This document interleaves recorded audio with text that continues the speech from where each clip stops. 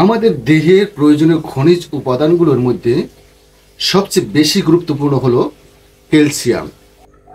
আমরা জানি যে ক্যালসিয়াম আমাদের দেহের হাড়ের গঠন ও রক্ষণাবেক্ষণের জন্য প্রয়োজন, কিন্তু ক্যালসিয়াম আমাদের দাঁত, নখ ও চুলের গঠনে একটি গুরুত্বপূর্ণ ভূমিকা পালন করে।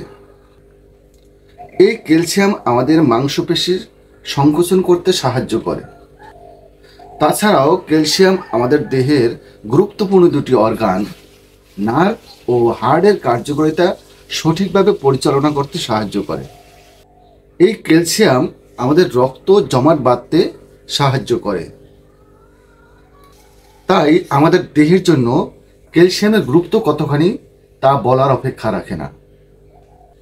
কি কারণে আমাদের দেহে ক্যালসিয়ামের ঘাটতি হতে পারে? দেখুন, ক্যালসিয়াম আমাদের শরীর থেকে বিভিন্ন উপায়ে লস হয়, যেমন ত্বক, নখ, চুল, ঘাম ও প্রস্রাবের মাধ্যমে প্রতিনিয়ত আমরা ক্যালসিয়াম হারাই। এছাড়াও আমাদের বয়স 30-এর উপরে হলে আমাদের দেহে ক্যালসিয়াম শোষণের ক্ষমতা কমে যায়।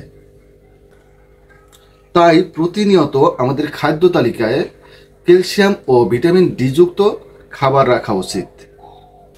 এই ধরনের খাবারগুলোর মধ্যে যেমন দুধ ও ডিমের কুসুম ইত্যাদি হতে পারে। ক্যালসিয়াম টেস্ট কি?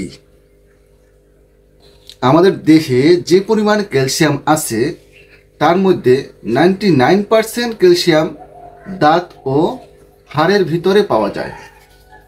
বাকি 1% ক্যালসিয়াম আমাদের রক্তে থাকে।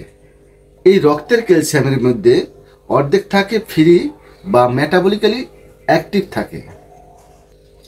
বাকি অর্ধেক ক্যালসিয়াম বাইন্ডিং অবস্থায় থাকে বা মেটাবলিক্যালি ইনঅ্যাক্টিভ থাকে, যেটা আমাদের শরীরের প্রয়োজনে আসে না।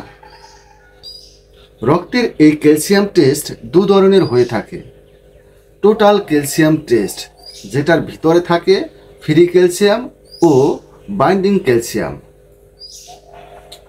এই দুভাবেই ক্যালসিয়ামের টেস্ট করা যায়।